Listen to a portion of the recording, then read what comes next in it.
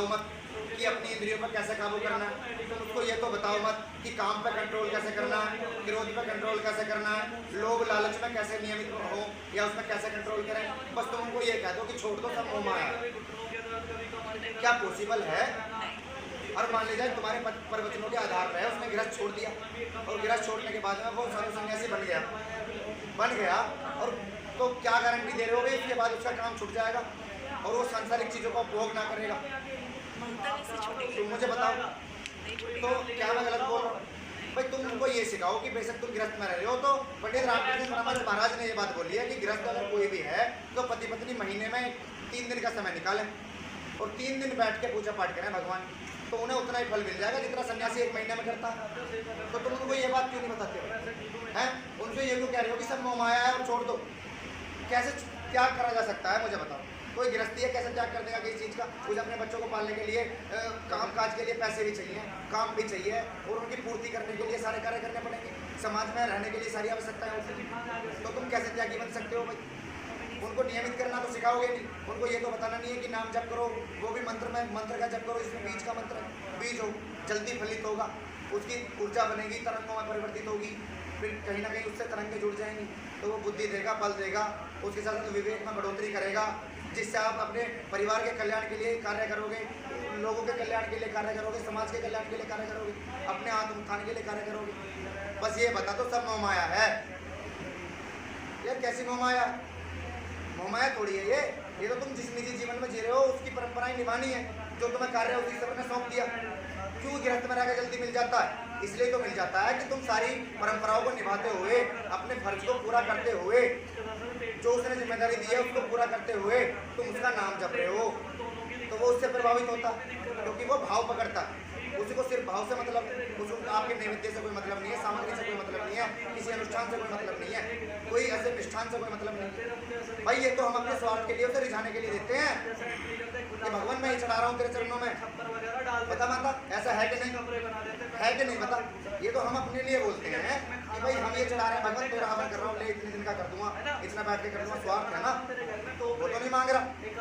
अगर स्वार्थ ना होता, अगर वो इन चीज़ों में मतलब इनसे प्रभावित हो रहा होता तो गजराज को कैसे मिल जाता है? एक बार के पुकारने पे, जब मेरे ने पैर पकड़ लिया था, एक ही बार पुकारा, कोई अगर सत्ता को चलाने वाला है तो मैं आज पुकार रहा हूँ उसको, फिर कैसे मिल गया सतना कसाई को? भाई बताओ मुझे। तो मूल रूप में मैं ये कहना चाहता हूँ कि कोई मोह माया नहीं है, जिम्मेदारियाँ हैं जो आप समाज में रहकर निभा रहे हो, गृहस्थ में रहकर निभा रहे हो। सीखना है तो ये सीखो कि उसी प्रक्रिया में चलते चलते भगवान को कैसे पालें, अपने काम क्रोध मद लोभ पर कंट्रोल कैसे कर लें, उन इंद्रियों पर कैसे काबू कर लें। आई समझे बात? और जब नियंत्रित करना सीख जाओगे, नियमित करना सीख जाओगे, तो तब ऑटोमेटिक ही जागरण ना हो जाएगा कुंडली का, ऑटोमेटिक ही जागरण ना हो जाएगा चक्रों का, ऑटोमेटिक ही जागरण ना हो जाएगा नाड़ियों का। तो फिर क्या आवश्यकता पड़ जाएगी अलग से इस प्रकार की भक्ति करने के लिए? जब सीधे सीधे भगवान को मांगोगे, जब बैठ के अपने इष्ट के चरणों में उससे ये बोलोगे मुझे कुछ चाहिए ही नहीं, मुझे तो सिर्फ इतना चाहिए कि तू मिल जाए, मैं तो ये चाहता हूँ कि तेरे दर्शन हो जाए, आज्ञा चक्र में दर्शन करा दे, स्वप्न में दर्शन करा दे, चाहे साक्षात्करण में करा दे, कम से कम तेरी तरंगें मुझे छू तो लें, उसकी तरंगें छूने मात्र से ही ना निहाल हो जाएगा जीवन। तो फिर अलग से कुंडली जागरण करने की जरूरत पड़ेगी क्या माता? अलग से चक्र जागरण करने की जरूरत पड़ेगी क्या? बताओ मुझे। किसी नाड़ियों में कोई अलग से कुछ कराने की जरूरत पड़ेगी? इंगला पिंगला सुषुम्ना को अलग से कुछ करने की जरूरत पड़ेगी? जब वो सब कुछ खोल ही जाएगा, जागरण कर जाएगा, कम से कम तो उसे पाने के लिए भक्ति करो ना मूल रूप में।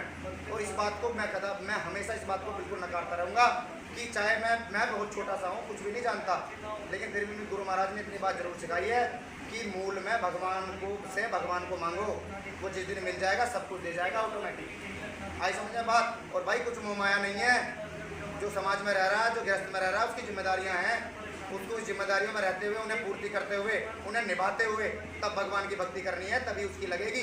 अगर वो उन्हें वहाँ अपने बच्चों को, बीवी को छोड़ के अगर चला भी गया ना संन्यास में, तो दोष लगेगा। आती है समझ में बात?